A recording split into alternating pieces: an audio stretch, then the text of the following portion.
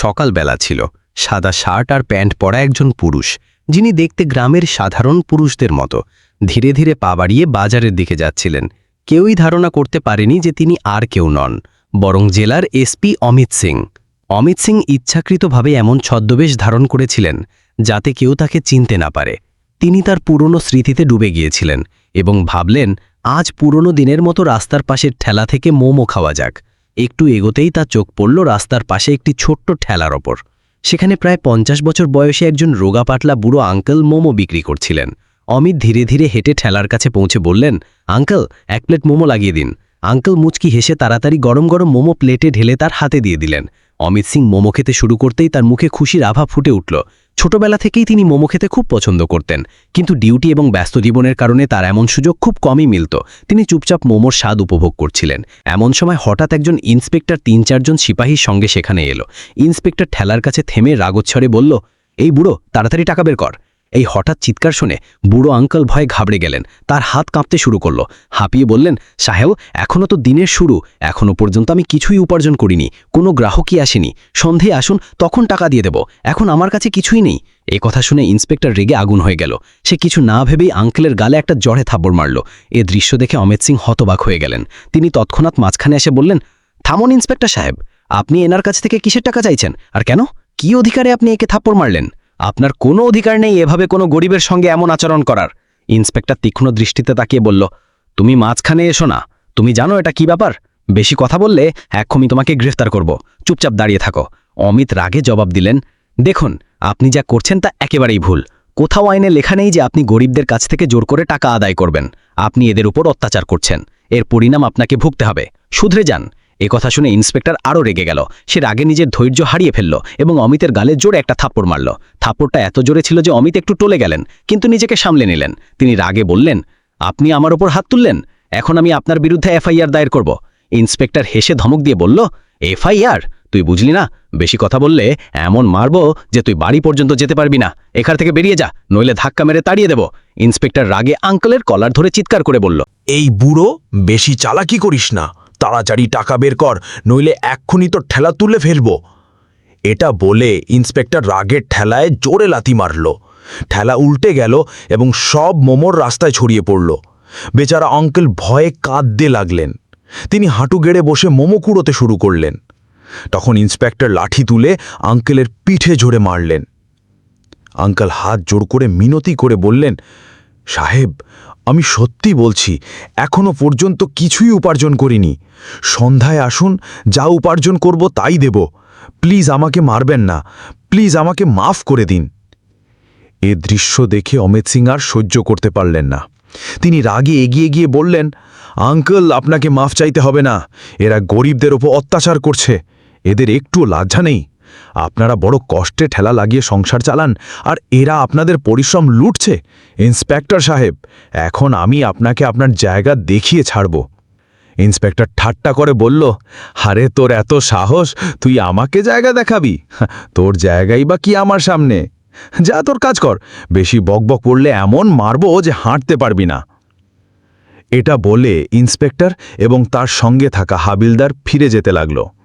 যাবার সময় ইন্সপেক্টর ঘুরে আঙ্কেলকে ধমক দিয়ে বলল, সন্ধ্যায় আবার আসব, যদি টাকা না পাই তাহলে না তুই বাঁচবি না তোর ঠেলা, বুঝলি? বলে তারা সেখান থেকে চলে গেল। অমিত সিং তৎক্ষণাৎ আঙ্কেলের কাছে গিয়ে স্নেহের সুরে বললেন, আঙ্কেল, আপনি ঠিক আছেন? টেনশন করবেন না, বাড়ি যান, আমি এই পুলিশদের শিক্ষা দেব। আঙ্কেল কাঁদতে কাঁদতে বললেন, বেটা, তুই আমার জন্য এত কেন করলি? তোর জন্যই তোকে মার খেতে হলো। তুই ওদের কি করতে পারবি? ওরা পুলিশ, বছরের পর বছর ধরে আমাদের ওপর অত্যাচার করে আসছে। আমরা কিছুই করতে পারিনি, তুইও কিছু করতে পারবি না, এসব ছেড়ে দে। অমিত গভীর নিঃশ্বাস নিয়ে বললেন, না আঙ্কেল, এখন আর বেশি হয়ে গেছে। আপনি জানেন না আমি কি করতে পারি। আমি এদের অপরাধের শাস্তি দেবই, আপনি চিন্তা করবেন না। শুধু বাড়ি যান আর বিশ্রাম করুন। এটা বলে অমিত সিং সেখান থেকে বেরিয়ে সোজা বাড়ি পৌঁছলেন। বাড়ি পৌঁছে রাস্তায় ঘটে যাওয়া সব কথা তার মাথায় ঘুরতে লাগল। তার রক্ত গরম হয়ে উঠল। তিনি মনে মনে ঠিক করলেন, এদের এখন আর ছাড়া যাবে না। প্রথমে এই ইন্সপেক্টরের বিরুদ্ধে রিপোর্ট করব এবং ওকে সাসপেন্ড করিয়ে ছাড়ব। পরে সকালে অমিত সিং নিজেকে একেবারে সাধারণ পুরুষের রূপে সাজালেন। সাদা শার্ট আর প্যান্ট পরে কোনো পরিচয় ছাড়াই থানায় পৌঁছলেন। ভিতরে ঢুকতেই তার নজর পড়ল একজন হাবিলদারের ওপর, যিনি কাল রাস্তায় ইন্সপেক্টরের সঙ্গে ছিলেন। অমিত সোজা তার কাছে গিয়ে জিজ্ঞাসা করলেন, ইন্সপেক্টর রামনাথ কোথায়? হাবিলদার জবাব দিল, স্যার, তিনি কোনো কাজে শহরে গেছেন, এসএচও সাহেবও বাইরে গেছেন। এতক্ষণে পিছনের দরজা দিয়ে এসএচও সঞ্জিত শর্মা ভিতরে ঢুকলেন। তার নজর সাদা শার্ট প্যান্ট পরা মানুষের ওপর পড়ল এবং তিনি সোজা অমিত সিংয়ের কাছে গিয়ে বললেন, কি ব্যাপার স্যার, এখানে কি কারণে এসেছেন? আপনার কি কাজ? থানার উপস্থিত সিপাহী এবং এসএইচও সঞ্জিত শর্মার কোনো ধারণাই ছিল না যে তাদের সামনে দাঁড়ানো এই সাধারণ দেখতে পুরুষ আসলে জেলার এসপি অমিত সিং, যিনি তারই ইন্সপেক্টরের বিরুদ্ধে রিপোর্ট করতে এসেছেন। অমিত তার মধুর কিন্তু কঠিন স্বরে বললেন, স্যার, আমি ইন্সপেক্টর রামনাথের বিরুদ্ধে রিপোর্ট করতে এসেছি। সে রাস্তায় মোমোর ঠেলা বসানো একজন বুড়ো আঙ্কেলকে থাপ্পড় মেরেছে, তার ঠেলা ফেলে দিয়েছে এবং তার সব জিনিস রাস্তায় ছড়িয়ে দিয়েছে। আমি তাকে থামাতে গেলে সে আমার ওপরও হাত তুলেছে। সে ওই গরিব আঙ্কেলের সঙ্গে খুব অত্যাচার করেছে। আমি এই জন্যই এখানে এসেছি যাতে ইন্সপেক্টর রামনাথের বিরুদ্ধে এফআইআর দায়ের হয়। আপনি তৎক্ষণাৎ রিপোর্ট লিখুন। এটা শুনে এসএইচও সঞ্জিত শর্মা হতবাক হয়ে গেলেন। তিনি তীর্যক দৃষ্টিতে অমিতের দিকে তাকিয়ে বললেন, আপনি জানেন আপনি কার বিরুদ্ধে কথা বলছেন? উনি এখানকার ইন্সপেক্টর। আমরা তার বিরুদ্ধে রিপোর্ট লিখতে পারি না। আর তাতে কি হয়েছে যদি সে একটা থাপ্পড় মেরে থাকে? এসব কথা ছাড়ুন, ওই গরিবরা তো কিছুই করতে পারে না। আপনি বিনা কারণে টেনশন করবেন না, বাড়ি যান। এই কথা শুনে অমিত সিংয়ের রক্ত গরম হয়ে গেল। তিনি রাগান্বিত স্বরে জবাব দিলেন, দেখুন, আমাকে আইন শেখাবেন না। এই দেশে বসবাসকারী প্রত্যেক নাগরিক সমান, গরিব হোক বা ধনী। যদি কেউ অপরাধ করে তাহলে তার বিরুদ্ধে ব্যবস্থা নিতেই হবে। প্রত্যেকের ন্যায় পাওয়ার অধিকার আছে। আর যদি আপনি রিপোর্ট না লেখেন তাহলে আমি আপনার বিরুদ্ধে ব্যবস্থা নিতে পারি, বুঝলেন? সঞ্জিত শর্মা এটা শুনে রেগে গেলেন। তিনি রাগে চিৎকার করে বললেন, তোর এত সাহস যে তুই আমাদের বিরুদ্ধে রিপোর্ট করবি? আমি চাইলে এখনই তোকে ভিতরে করে দিতে পারি। বেশি কথা বলিস না, এখান থেকে দূর হয়ে যা। তুই জানিস না আমাদের কত ক্ষমতা। ভালো হবে চুপচাপ এখান থেকে বেরিয়ে যা। অমিত সিং তার চোখে চোখ রেখে বললেন, মনে হচ্ছে তোমাকে আর তোমার ইন্সপেক্টরকে জায়গা দেখাতেই হবে। কিন্তু মনে রাখো, যখন আমি ফিরব তখন তোমরা দুজনেই থানায় টিকতে পারবে না। আমার কথা মনে রাখো। এটা বলে তিনি রাগে থানা থেকে বেরিয়ে গেলেন। থানায় উপস্থিত হাবিলদার এবং বাকি সিপাহীরা চুপচাপ একে অপরের মুখের দিকে তাকাতে লাগল। সবার মনে একটাই প্রশ্ন ছিল, এই পুরুষ আসলে কে যে এত নির্ভয়ে কথা বলে চলে গেল? অমিত সিং বাড়ি ফিরলেন। তার রাগ তখন আরও বেড়ে গিয়েছিল। তিনি নিজের কাছে বললেন, এই থানা পরিষ্কারের দাবি রাখে। যদি এমন লোক এখানে থাকে তাহলে গরিবদের অধিকার মারা যাবে এবং শহর ধ্বংস হয়ে যাবে। এখন এদের উন্মোচন করতেই হবে। তিনি তৎক্ষণাৎ সিদ্ধান্ত নিলেন এবং সোজা ডিএম অশোক যাদবের অফিসে পৌঁছলেন। ভিতরে ঢুকেই তিনি পুরো ঘটনা ডিএমকে শোনালেন। সব শুনে ডিএমেরও রক্ত গরম হয়ে গেল। তিনি কঠিন স্বরে বললেন, অমিত স্যার, আপনি যা বললেন তা অত্যন্ত লজ্জাজনক, কিন্তু ব্যবস্থা নিতে আমাদের প্রমাণ চাই। আপনার কাছে কোনো প্রমাণ আছে? আমি তৎক্ষণাৎ তার ফোন বের করে বললেন, জি স্যার, আমার কাছে প্রমাণ আছে। যখন আমি থানায় রিপোর্ট করতে গিয়েছিলাম আমি আমার ফোনের রেকর্ডিং চালু করে রেখেছিলাম। তাতে এসএইচও সঞ্জিত শর্মার সব কথা রেকর্ড হয়ে গেছে। আর এটা দেখুন, এই ভিডিও। এতে ইন্সপেক্টর রামনাথ আঙ্কেলকে থাপ্পড় মারছে এবং তার ঠেলা ফেলছে। এই ফুটেজ আমি নিজে সেখানে থাকা সিসিটিভি ক্যামেরা থেকে নিয়েছি। ডিএম রেকর্ডিং এবং ফুটেজ দেখলেন। তার রাগ সপ্তম আকাশে পৌঁছে গেল।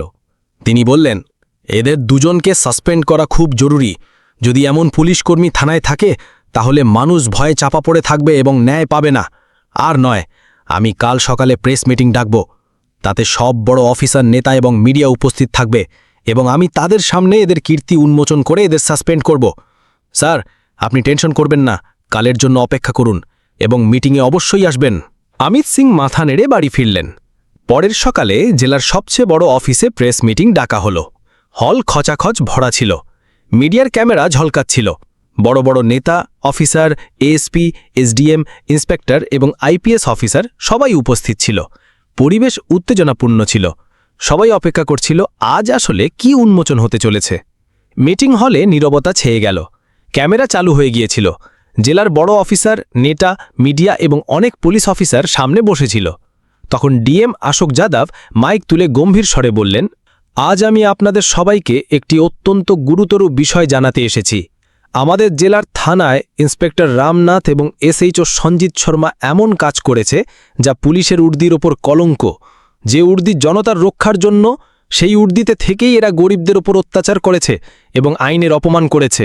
এটা বলতেই পুরো হলে ফিসফাস শুরু হয়ে গেল। সবাই হতবাক হয়ে একে অপরের দিকে তাকাতে লাগল। তখন ডিএম মাইকটি এসপি অমিত সিংয়ের দিকে এগিয়ে দিলেন। অমিত সিং তার আত্মবিশ্বাসী ভঙ্গিতে মাইক হাতে নিয়ে বললেন, আপনারা সবাই জানেন পুলিশের কাজ জনতার সেবা করা, কিন্তু যখন সেই পুলিশই জনতার উপর অত্যাচার করে তখন আমাদের কণ্ঠ তুলতে হয়। কিছুদিন আগে আমি নিজের জেলার ইন্সপেক্টর রামনাথ এবং এসএইচও সঞ্জিত শর্মাকে হাতে নাতে গরিবদের কাছ থেকে টাকা আদায় করতে, মারধর করতে এবং আইনের অপব্যবহার করতে দেখেছি। আমি নিজে এর প্রমাণ সংগ্রহ করেছি। এখন আপনারা সেটা দেখুন। এটা বলতেই হলের বড় পর্দায় ভিডিও চালানো হলো। ভিডিওতে স্পষ্ট দেখা যাচ্ছিল ইন্সপেক্টর রামনাথ রাস্তার পাশে একজন বুড়ো মোমো বিক্রেতাকে থাপ্পড় মারছে, ঠেলা ফেলছে এবং তাকে ধমকাচ্ছে। তারপর থানায় এসএইচও সঞ্জিত শর্মা একজন পুরুষের সঙ্গে অসৌজন্যমূলক ব্যবহার করছে এবং রিপোর্ট দায়ের করতে অস্বীকার করছে। ভিডিও শেষ হতেই পুরো হলে হট্টগোল শুরু হয়ে গেল। মিডিয়ার লোকেরা ক্যামেরার ফ্ল্যাশ আরও বাড়িয়ে দিল। অনেক নেতা রাগে দাঁড়িয়ে বললেন, এমন অফিসারদের চাকরিতে থাকার কোনো অধিকার নেই, তৎক্ষণাৎ ব্যবস্থা নেওয়া উচিত। এরপর অমিত সিং তার রেকর্ডিং সবাইকে শোনালেন। তাতে এসএইচও সঞ্জিত শর্মার অসভ্য কথাবার্তা এবং রিপোর্ট দায়ের না করার স্পষ্ট কণ্ঠস্বর গুঞ্জিত হল। এখন পরিবেশ আরও উত্তপ্ত হয়ে উঠল। সবাই রাগে ফুঁসছিল। তখন ডিএম অশোক যাদব আবার মাইক তুলে কঠিন স্বরে বললেন, আজ থেকে ইন্সপেক্টর রামনাথ এবং এসএইচও সঞ্জিত শর্মাকে তৎক্ষণাৎ নিলম্বিত করা হলো। এদের বিরুদ্ধে বিভাগীয় ব্যবস্থা শুরু করা হবে। এমন লোকের এই বিভাগে কোনো স্থান নেই। আইনের ঊর্ধ্বে কেউ নয়, সে পুলিশই হোক না কেন। হল তালিতে গুঞ্জে উঠল। মিডিয়ার ক্যামেরা অবিরাম ফ্ল্যাশ করতে লাগল। অনেক নেতা এগিয়ে এসে ডিএমের সিদ্ধান্তের সমর্থন করলেন। তখন একজন প্রবীণ নেতা দাঁড়িয়ে বললেন, অমিত স্যারের মতো সৎ অফিসারই এই জেলার গর্ব। আপনি যে পদক্ষেপ নিয়েছেন তাতে সাধারণ জনতার পুলিশের উপর ভরসা অটুট থাকবে। অমিত সিং মাইক তুলে বললেন, এই লড়াই শুধু একজন বুড়ো ঠেলাওয়ালার জন্য ছিল না, বরং প্রত্যেক গরিবের জন্য, যারা বছরের পর বছর ধরে চুপচাপ অত্যাচার সহ্য করছে। এখন কোনো গরিবকে ভয় পাওয়ার দরকার নেই। আইন সবার জন্য সমান। পুরো হল তালিতে গুঞ্জে উঠল। ইন্সপেক্টর রামনাথ এবং এসএইচও সঞ্জিত শর্মাকে সেই মিটিংয়ের পরপরই পুলিশ নিরাপত্তায় থানা থেকে বাইরে নিয়ে যাওয়া হলো। দুজনের মুখে লজ্জা এবং রাগ স্পষ্ট দেখা যাচ্ছিল। অমিত সিং বাইরে বেরিয়ে মিডিয়াকে বললেন, আজ একটি দৃষ্টান্ত স্থাপিত হলো। এখন জেলায় কোনো গরিবকে ন্যায়ের জন্য দাঁড়ে দাঁড়ে ঘুরতে হবে না। যে জনতার উপর অত্যাচার করবে তার এই পরিণতি হবে। সেই দিন থেকে পুরো জেলায় আলোচনা চলছিল। এসপি স্যার করে দেখিয়েছেন, গরিব ঠেলাওয়ালা আঙ্কেলের চোখে জল ছিল, কিন্তু এবারই জল বেদনার নয়, স্বস্তির ছিল। অমিত সিংয়ের এই সাহসী পদক্ষেপে পুরো জেলায় একটি নতুন বার্তা গেল, আইন সবার জন্য সমান।